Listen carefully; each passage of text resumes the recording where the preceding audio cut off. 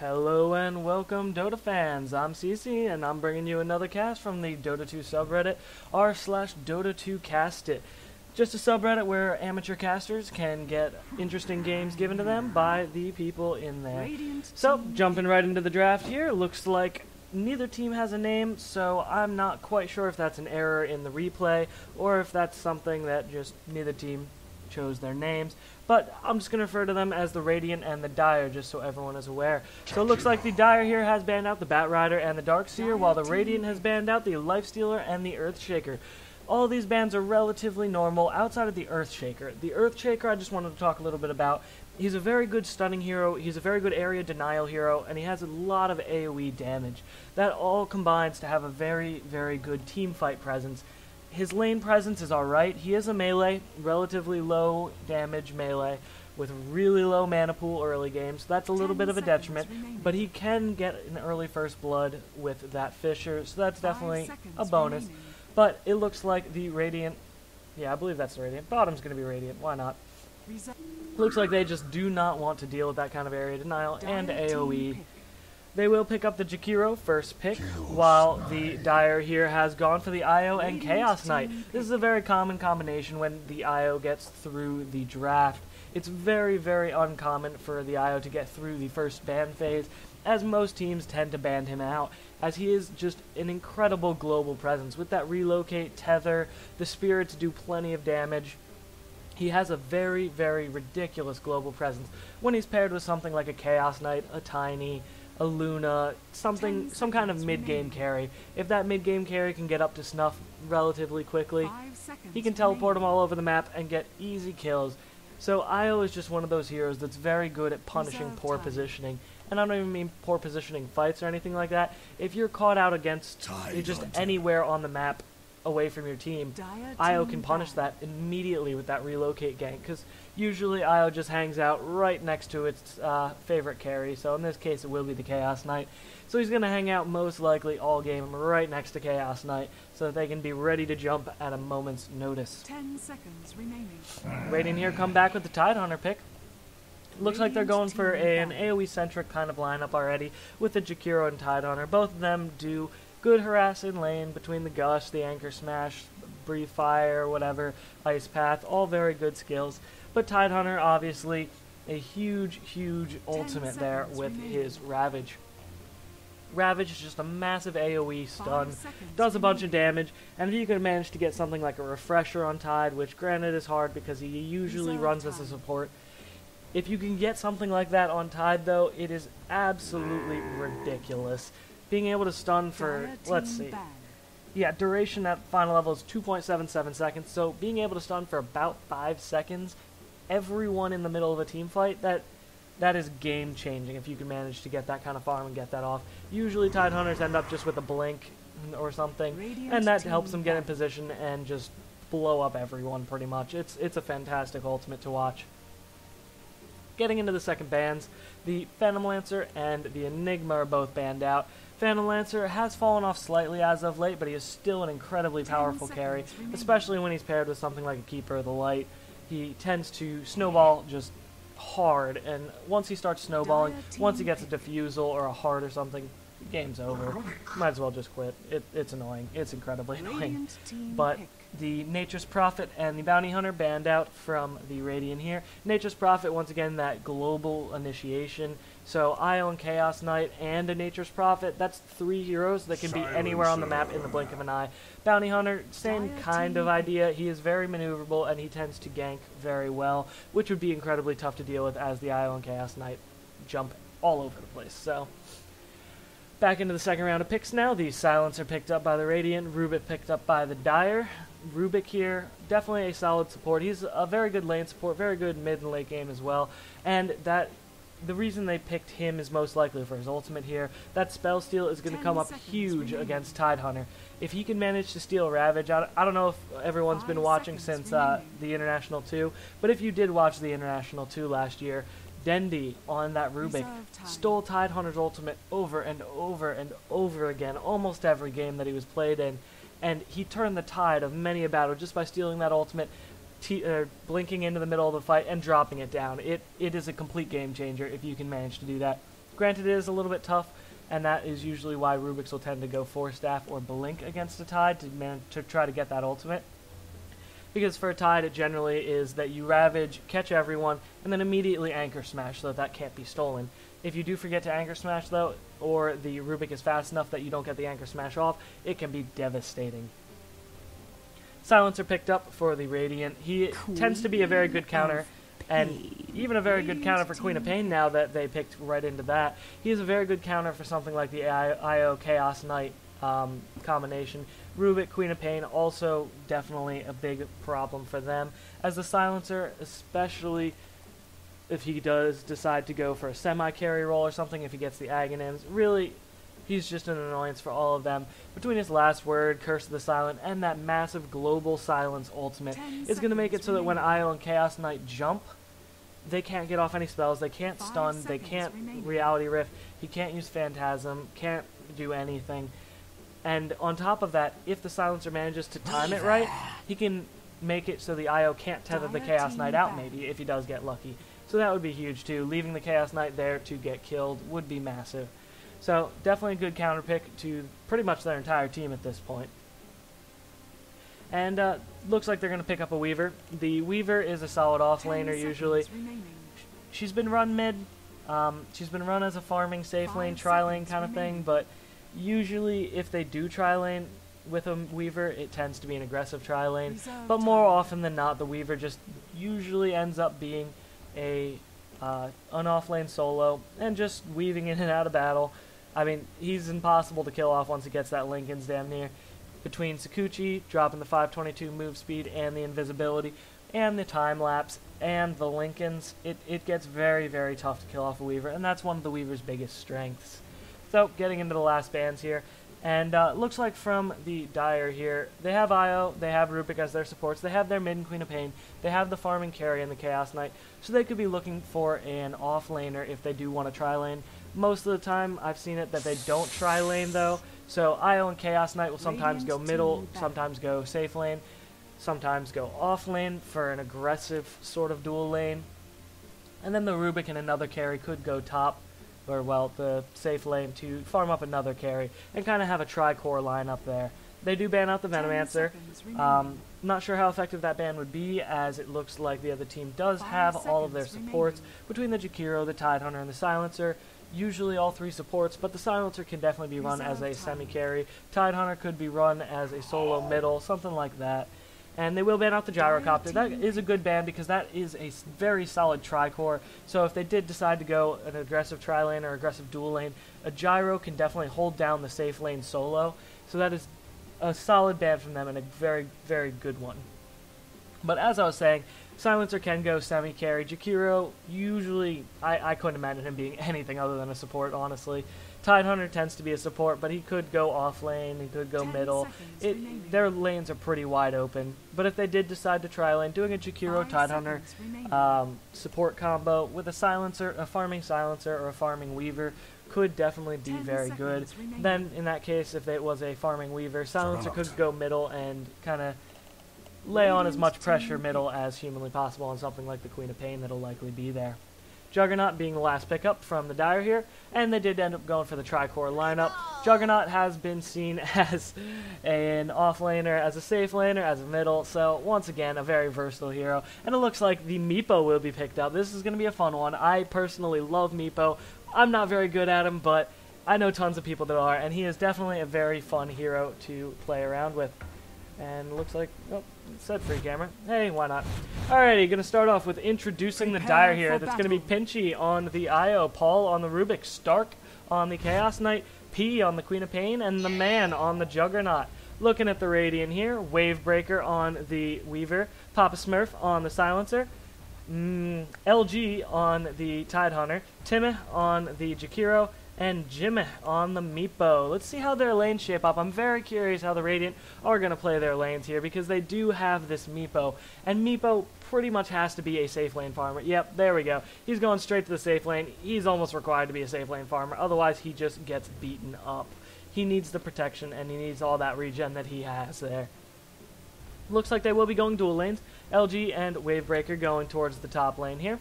So there will be a Tide Weaver support / 30 farming seconds to Weaver, I would imagine there, while the Silencer does end up going middle. On the Dire here, Paul and the Man heading towards top here, Stark also heading towards top, IO also headed towards top, so it looks like it's going to be a quad lane top now. I'm sure they'll start rotating off and figure out what exactly they do want to do in a moment, but for now, quad lane top. P going to be on the off lane here, and geez, there's a lot of announcers out. I'm going to pick Bastion, whatever, because I personally enjoy it. The game is on.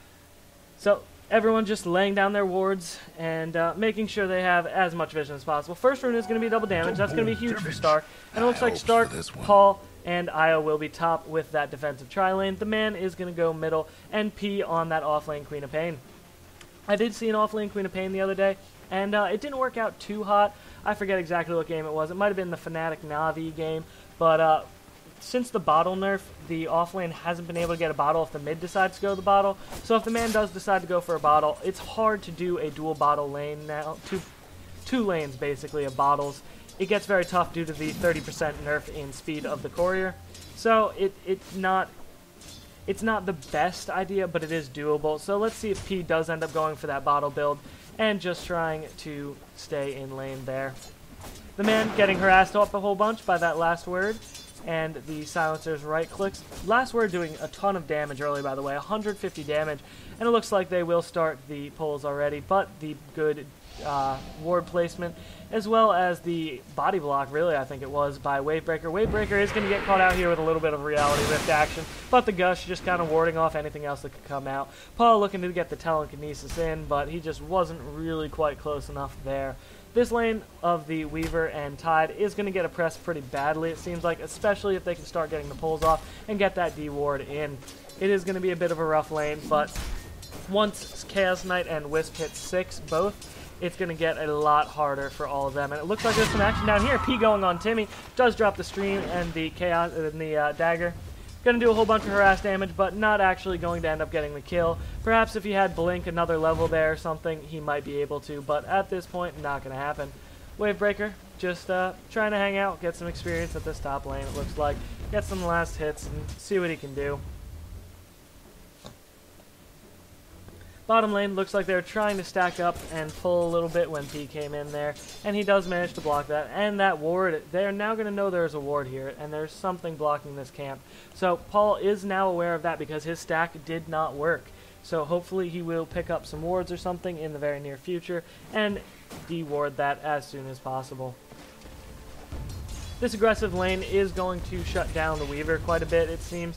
Weaver doing okay at 4 last hits. He's 4-0, which I guess it could be a whole lot worse, but not exactly what you want for a Weaver. On the other hand, the Geomancer down here, Meepo, is doing quite well. Number 1 in the game, tied with Chaos Knight at 10 last hits at 2.5 minutes in.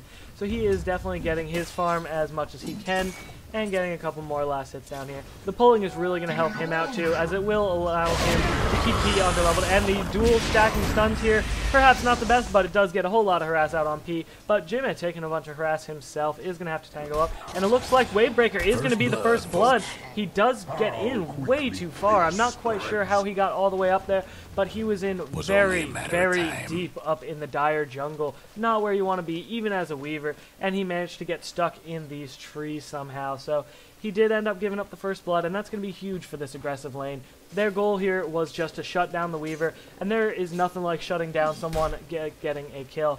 And it looks like the Chaos Knight did pick that one up as the first blooder, so that'll be very good for his farm. He gets the additional 400 or so gold, or whatever it may be there. The Man still taking a lot of harass in the mid lane, and he is now out of regen, so he will have to either skill the healing ward or try to get some regen in lane with perhaps a bottle or something of the sort. We'll see how that pans out, but he definitely is going to want some more regen. Paul just waiting on some kind of a gank here, but Papa Smurf realizes something is afoot maybe, or he just seems to be playing quite defensively, and he's just standing back a little bit, far enough out of reach of the Rubik, and he does see the Rubik now and sees that regen rune coming there, and that's going to be very fortuitous for the Man here. He needed that. He really did desperately need that regen.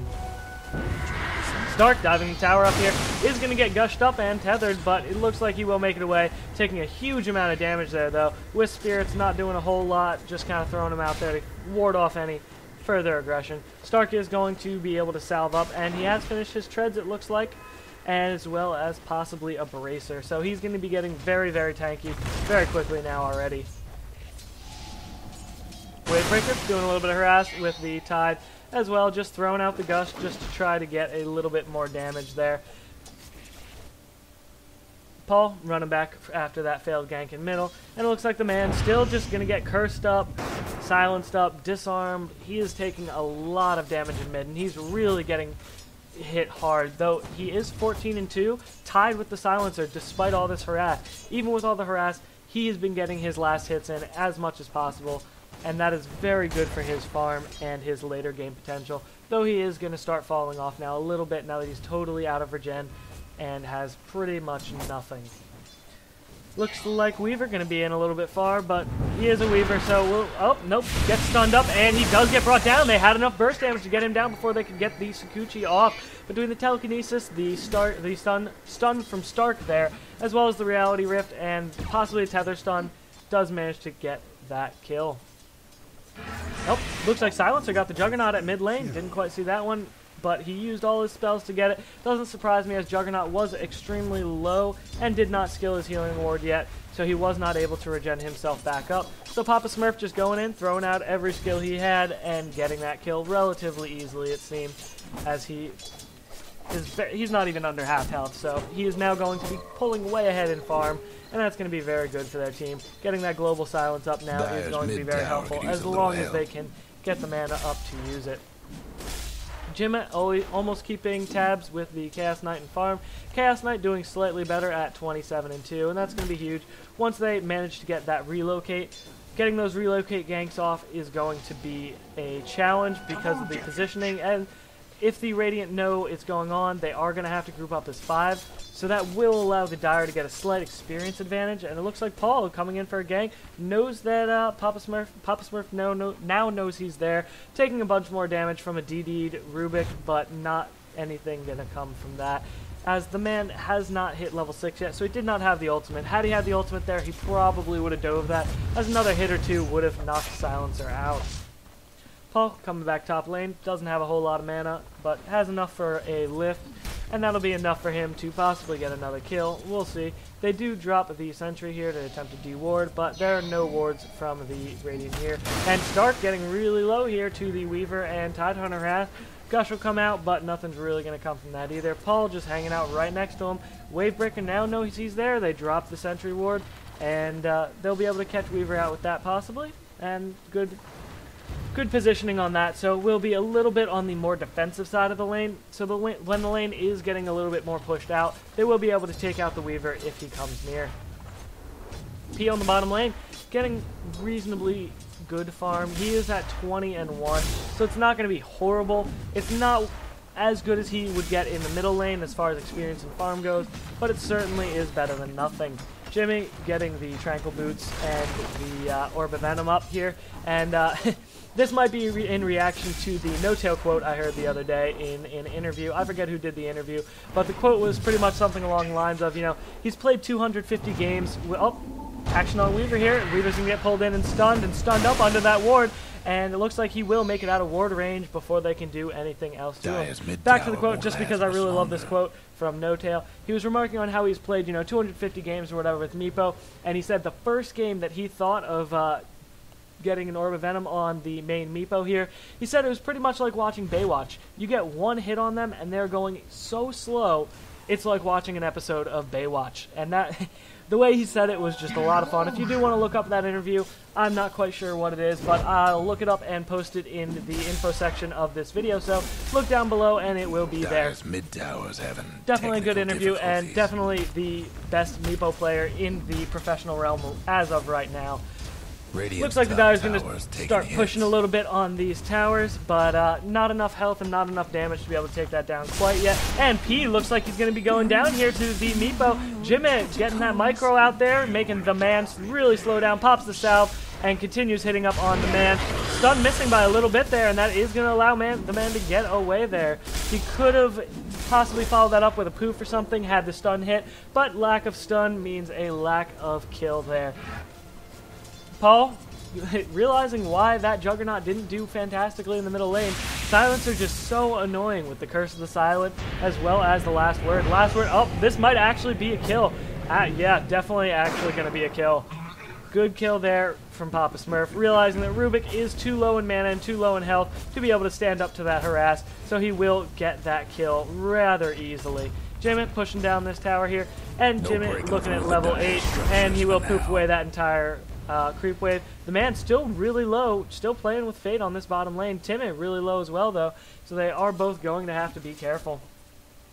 Wavebreaker just throwing down a ward, and it looks like there are 2 Dire Observer wards just hanging out right next to each other. Must be a misclick. Well, I'm sure it's a misclick. They wouldn't purposely place them 1 second apart, standing right next to each other. But that is going to be a slight misplay there, as they really are going to miss that vision elsewhere on the map.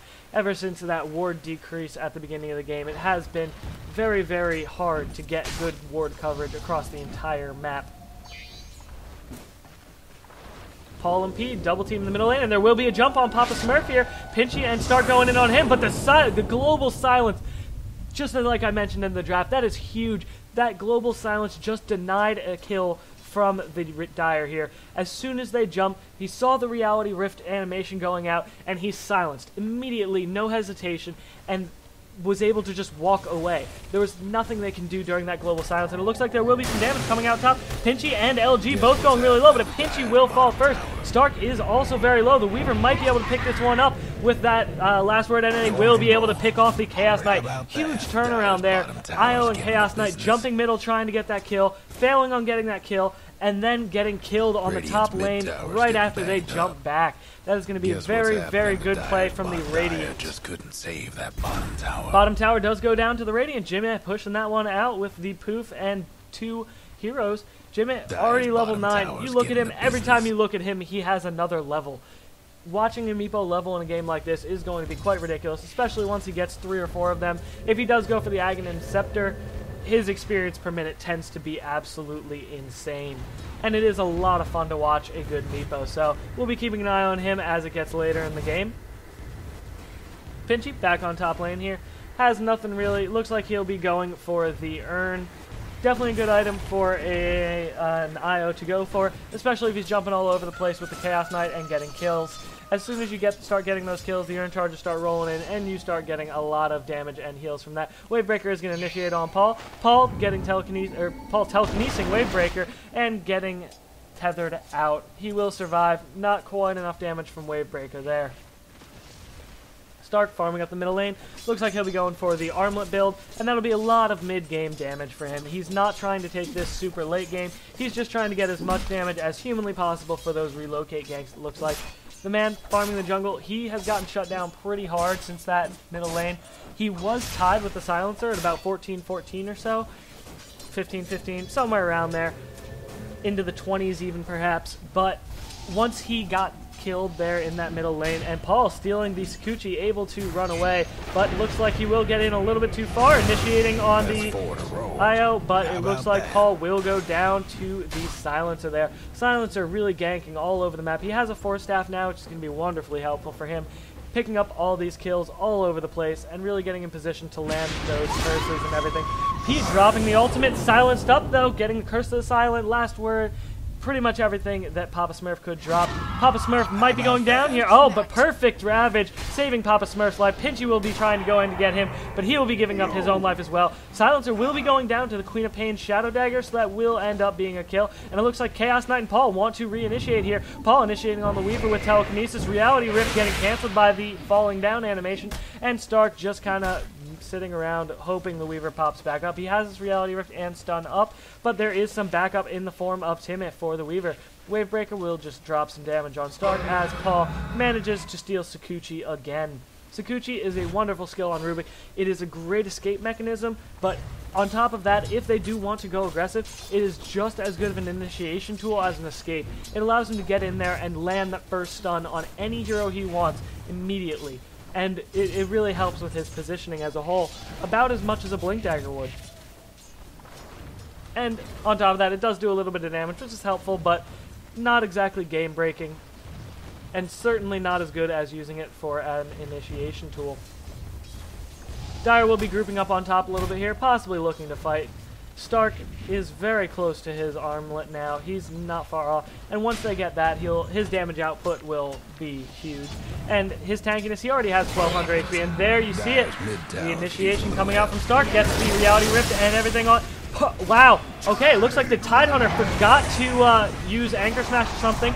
The IO will go down. Paul managed to steal the Ravage. Wavebreaker trying to get out of there, but reinitiating onto the Rubik, going down. Stark looks like he might be going down here, breaks the Phantasm out, trying to get some damage out on Papa Smurf, but he does end up going down. And sorry about the middle of that fight there. I was just stunned to see another Ravage, as I knew Tides was still down for quite a while, but it looks like he forgot to Anchor Smash. He did not use any other spell there, and when Rubik didn't even plan this, I'm not sure, but Rubik managed to steal the Tidehunter Ravage, walk back in, and drop it right back in on him, on top of the entire team. And that really helped turn around that fight. P coming in with a haste rune is going to initiate on Papa Smurf. Will drop the ultimate again and just start auto-attacking him. But it looks like he might be going... Yeah, looks like he's definitely going to be going down there. Tries to salve up perhaps, but... Oh, nope, not going down. Doesn't quite get that out. The silence coming out there. The relocate coming out from the IO, and it looks like Silencer may be going... Yep, Silencer will be going down, and very nicely done from IO, pulling the Queen of Pain out, but it looks like Paul will go down on the other side. Queen of Pain getting pulled out with 85 health. Very good play from the IO, very good thought to tether to the Queen of Pain at the very last second before he gets pulled out, possibly saving the Queen of Pain's life. I'm not sure if they would have gotten the kill either way, but Pinchy, as he was returning, did pull him out, so they didn't even have to worry about that. Didn't have to sacrifice him there at all. 1-for-1 trade, possibly a little bit more. I might have missed a kill earlier, but the armlet up on the Chaos Knight gonna really help with his damage output. So now as those relocate ganks get a little bit farther, it will be a little bit more damage. The man getting initiated on by Jimin, but pulling out that Blade Fury, able to avoid the net, but the slow does go through magic immunity, so he is going to be slowed quite a bit, and the gush on top of that, he is not going anywhere. It looks like Poof coming out will up. He does drop the Omni Slash, but it's not going to matter. Meepo getting that kill anyway. They tried to avoid a little bit of damage with the Omni Slash, but he was going down there either way. Papa Smurf looks like he's going to walk right into Pinchy here, but Pinchy does manage to get up and go the other way. They are trying to get a gank going here on Pinchy with Jimmy kind of following him around. Let's see if he can manage the net off, and Papa Smurf does manage to get off the silence there, as well as the Force Staff into the curse, but Pinchy will tether away, tethering to a creep in the mid lane, managing to get way away from any danger down there. P and Stark farming up the top lane. P has decided to go for 2 null talismans, the treads, and it looks like he's going to be building into an Orchid later game, and that will be huge against the Weaver. Weaver, one of the ways to counter him is to get a silence off. Get a silence, get a sheep, somehow lock him down, make it so he can't use Sakuchi or time lapse, and if you can manage to do that, he really is easy to burst down. He has 8 armor right now, 720 health, but he's not that tanky. He really isn't. It's the fact that he basically has 2 lives in the time lapse that makes him such a survivable hero. Rubik stealing something from Papa Smurf, going to be Curse of the Silent, and that is a good spell for Rubik, as he does have the mana pool to kind of spam it out a little bit more, especially once he gets those arcane boots, which might be a little bit, but eventually he will be able to spam his skills a little bit more. The man still farming up the jungle, not very farming. It looks like there might be an initiation down on top here, with Stark really just kind of staring down the entire enemy team. They will have vision of him now with those Weaver bugs. Let's see if they want to initiate on him. Wavebreaker's thinking about it. Wavebreaker will not get initiated on. I was waiting to see the telekinesis out from Paul, but there will be an ice path out, catching 2 there. Paul will be going down. Ravage dropped right there. LG did use the gush immediately after, so he will not be able to get that stolen if Rubik was there. Very good thing in there. Jakiro managing to get 2 kills. Queen of Pain taking down the Weaver, and Pinchy is coming in here to tether up to the Weaver. Timid will be going down, but P will also look like he's going down. Pinchy as well. It's going to be a 4-for-2 trade, and Juggernaut just kind of sitting on the outskirts. Like, what can he really do to that fight? 4-for-2 trade in favor of the Radiant, and very good trades for them, especially because they did lose one of their cores in the Weaver, but at the same time, Meepo didn't have to come to that fight. He's still just kind of hanging out in mid lane, and he does manage to pick up the Aghanim Scepter, which is going to be very helpful, dropping him an extra Meepo. There's 4 of them now, and he's only level 13. At 16, there will be 5 Meepos. That's ridiculous. On top of that, a very important thing that Unnamed does for Meepo is it allows him to share slightly more of the shared attribute percentage, and that will really help him, because once he starts picking up something like Reavers, or I've seen Scotty's pick up, I have Scotty picked up on Meepo sometime. Once he starts picking up things like that, he is able to share more of those attributes thanks to the Unnamed Scepter, so he will be a little bit more survivable. And it looks like we're going to go for a jump. Stark jumping in on Jimmy here, and a very nice jump away from Jimmy. Very good awareness from him, able to get that poof off back to himself as the Chaos Bolt was flying through the air. So he is able to survive through that relocate gank.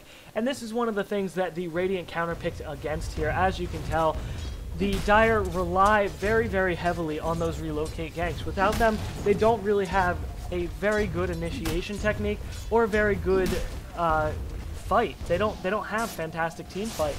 So relying on those relocate ganks is very huge for them. But as you can see, the Radiant was ready for this. They drafted the Silencer for that global silence. They drafted the Meepo, which may not have been a direct counter pick, but as you can see right there in that fight, it was a very, very effective pick there, as he was managing to get away from the relocate gank immediately upon seeing the Chaos Knight and Io jumping in. So he may not have purposely counterpicked, and it might have just been luck, but it was a very solid play there nonetheless. And that is just rendering the Chaos Knight and Io combo completely ineffective. And when they're not getting those ganks, when they're not landing those kills, his farm is not good. He's not a great flash farmer. Io provides nothing else really as a support other than that global presence. But Stark, his farming potential is just knocked down, because his job, especially with an Io here, is to farm heroes. You stop farming creeps once you hit level 7, level 8 or so. Once you get those first couple items up as a Chaos Knight, you stop farming creeps and you start farming heroes. Every 60 seconds you kill. It looks like going to be an initiation on Weaver. He does time lapse out, gets dusted up. Kuchi not going to be able to save him. Ravage dropped by Tide. Pinchy going down, and Tide does use the Anchor Smash immediately after there. Silence coming out from the Silencer. And it looks like Io and Weaver may be the only casualties. Reinitiation by the Queen of Pain, doing a lot of damage with the wave and the scream there, getting out tons of damage. It looks like LG will be going down here. Queen of Pain also may be going down. Meepo entering the fight, doing tons of damage with that poof, getting an instant kill on the Queen of Pain, getting the kill on the Juggernaut as well. Looks like he's going to get the kill on the Chaos Knight on top of that, and a perfect net, and the Silencer will pick up the kill on the Rubik. Complete team wipe for the Dire, and an excellent turnaround by that Meepo. As soon as Meepo joined that fight, it was over. Between the damage from Poof and the massive slow, and just having 5 heroes all hitting for 80 damage apiece, turns that fight around immediately. Despite them losing a couple heroes, it is not a bad thing at all. Now that Meepo has joined the fray, he will be able to do tons of damage now that he is reasonably well farmed with that Blink Dagger. Blink Dagger is huge for Meepo. It allows him to kind of send the Meepo Prime here. There's the Meepo Prime. He's the only one that gets all these items, but it will allow him to pretty much, just like that, poof all of his Meepos to Meepo Prime. With that Blink Dagger, you can initiate all the poofs pretty much simultaneously, not perfectly simultaneously, but tab poof, tab poof, tab poof, tab poof, and then blink in with the Meepo Prime right as all of those Meepos are poofing onto him, and that's 140 damage per poof per, 4 of them. That's a huge amount of damage. It's an instantaneous 400, 500, 600 damage or so on whatever heroes are in the vicinity, and that gets really, really just devastating in a team fight, especially as you can see there. He poofed in. He might have hit 2 or 3 heroes with those poofs, doing a ton of damage. Seeing Paul coming, though, he will poof out right before he gets that dragon kill, and Paul is going to attempt to get that kill, it looks like, but Timmy finding him out. Gonna drop the Ice Path in a moment or two. Will not drop the Ice Path quite yet. Gus coming out on Paul. Paul does manage to get the dragon kill, but pays for it with his life. And Jimmy poofing in there with the blink, and he will take Io. Not sure it was worth it for the Rubik to get that 200 gold dragon kill and sacrifice his life, but it's what he chose to do. And it looks like Silencer will pick up the Aghanim's. Aghanim's on him getting a recent rework, and now this makes the global silence. It increases the duration and applies the Curse of the Silent to everyone on the enemy team. That's huge, because for those 5 seconds or so, with a level 4 Curse of the Silent, you're losing 300 life, 150 mana, maybe even a little bit more. That's just massive for them, and they're required to take that damage. They're silent. They can't do anything about it. Initiation coming out from the man with his Omni Slash, not doing enough damage to get any kills, though. Papa Smurf popping the silence, and the Blink Ravage coming in from LG with the poofs coming in instantly. Queen of Pain dies, Juggernaut dies, Chaos Knight gone, Io gone. Huge team fight here coming out from them between the Blink Ravage, the Blink initiation from Jimmy. The initiation range here is huge, and the damage output is crazy. Queen of Pain and the Juggernaut just disintegrated. They evaporated immediately upon that fight starting. So there's nothing they could even hope to do about that. Great team fight potential here coming out from Radiant, and great execution in pulling that off in tandem over and over. Meepo's one real weakness is that if one Meepo dies, all of the Meepos die. So being able to blink in and Ravage immobilizes the entire team, so that they can't lock Meepo down, they can't kill him, they can't burst him down, they just end up dying. So great initiation and great execution coming out from the Radiant here. And it looks like the GGs will be coming out. A couple more initiations, but it looks like they're just going to be fountain fishing at this point. Stark trying to Phantasm out of the net, doesn't work, and he manages to go down. They do manage to burst the Meepo down, and as you can see there, when the entire Dire team wasn't locked down, Meepo was able to get bursted down immediately from that Queen of Pain. He dropped the ultimate, dropped the screen, did a little bit of extra damage, and the entire team, and the entire Meepo team there just evaporated. There's nothing they could really do about it. But when you lock them down like that, and you allow Meepo to stomp on them, they will be able to get those kills. And GG's coming out, a little bit of trash talk coming out in the all chat, and complaining about the cookie cutter Dire team, and it was a little bit cookie cutter, but it is cookie cutter for a good reason. If you can pull off the initiation, if you can pull off all of the execution there, you really can have a very strong team with the IO, with the CK. If you can land those ganks appropriately and continually, it's a force to be reckoned with. There's a reason that IO is banned constantly in so many games. He is a force to be reckoned with.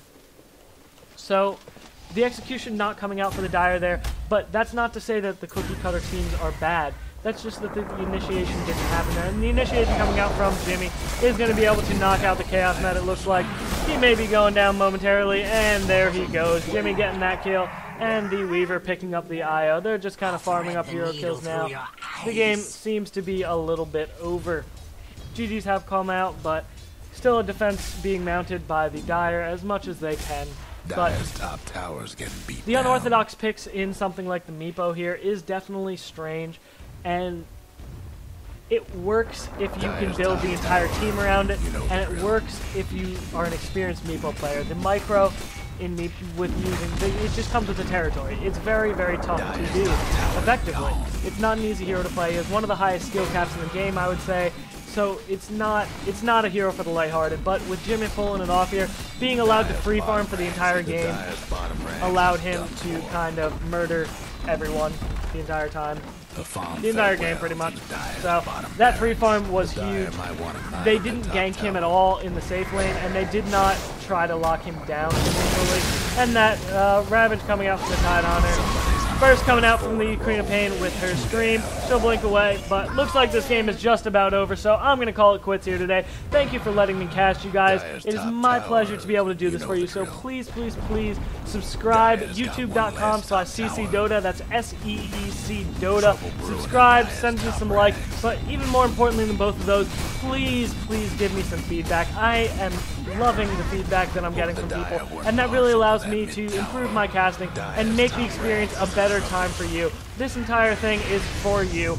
I don't get that much out of this. It's fun for me, but it is all about the product. So if you can let me know how I can improve on that for you, I'll be grateful. I hope you enjoyed my cast today, and keep on enjoying the good Dota fans.